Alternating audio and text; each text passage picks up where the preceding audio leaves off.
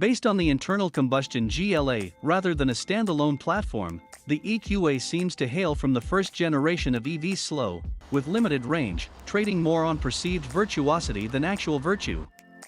In terms of performance, it has a long way to go to catch a current Nissan Leaf or Chevrolet Bolt, let alone cars of a similar price range, such as the Ford Mustang Mach-E or Tesla Model 3. It's entry-level opulence at its finest, especially when the electric Art version is specified, with black and rose gold seats, rose gold air vents, and backlit decor strips on the dashboard. Our test car was thus equipped and also showcased the plethora of electronic gadgets that populate the compact Mercedes models. Outside, the EQA shares its sheet metal with the GLA, but the design team has uncluttered the front and rear ends to align this little electric crossover with the other offerings under the Mercedes EQ sub-brand. The EQA exclusive wheels look suitably futuristic and no doubt help reduce drag. As in the gas-powered GLA, the EQA's power plant, in this case a 188 horsepower induction motor, is fitted under the hood and drives the front axle through a single-speed gear set. This means there is no space for a front trunk, and the rear load floor is slightly raised to make room for the 66.5 kWh battery pack. The floor is also raised, which creates a less comfortable experience in the rear seat. There is plenty of space between the rear bench and the front seats, but the elevated floor forces the rear passengers into a slightly frog-like position. The cabin is otherwise comfortable and well appointed, as it is in the GLA. In Europe, the EQA 250, the only currently available model, is priced slightly above the 221 horsepower GLA 250, whose performance it fails to match, and by a considerable margin. The 188 horsepower motor, which produces 277 pound-feet of torque, is hampered by the EQA's remarkable weight. It tips the scales at almost 4,500 pounds. The immediate response of the motor makes this car fun to drive in the city, but Mercedes' claimed 0 to 62 miles per hour time of 8.9 seconds is far in arrears of either the GLA 250, that has a 0 to 60 miles per hour in 6.3 seconds, or any EV that might remotely be considered a competitor.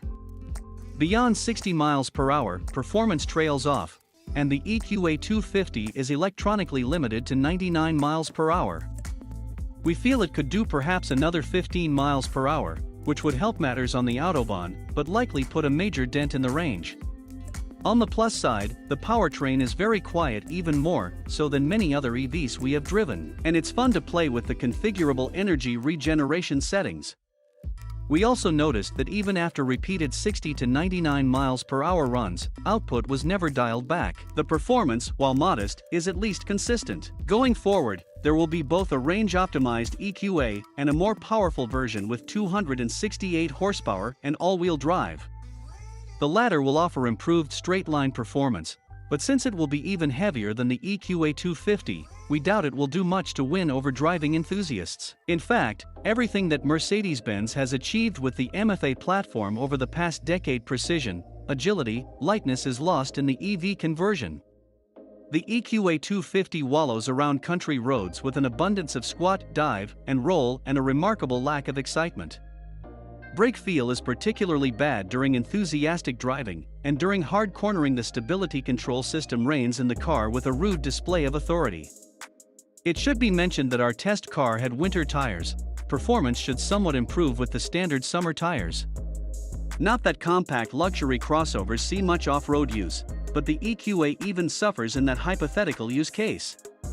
Because of the huge battery pack, its breakover angle is less than that of the GLA. Mercedes-Benz has not decided yet whether the EQA will be offered in the United States market or whether the upcoming EQB, a derivative of the GLB, will make it across the Atlantic.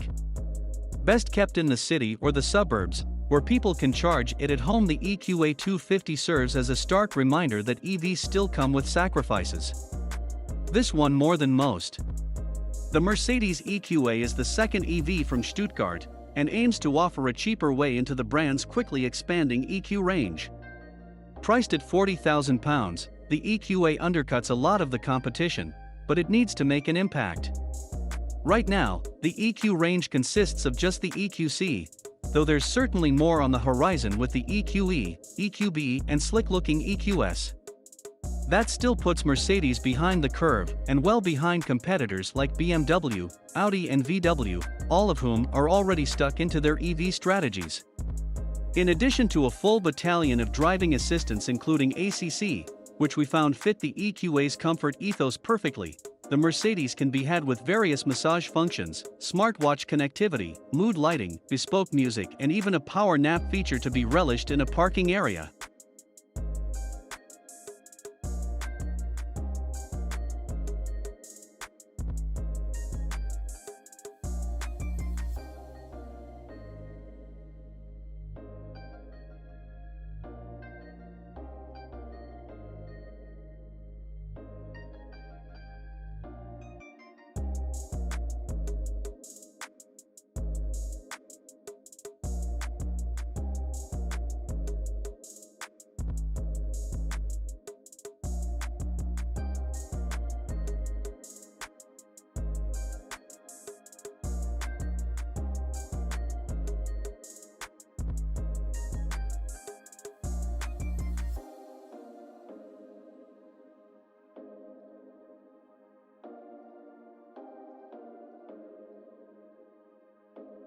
Subscribe to Auto TV.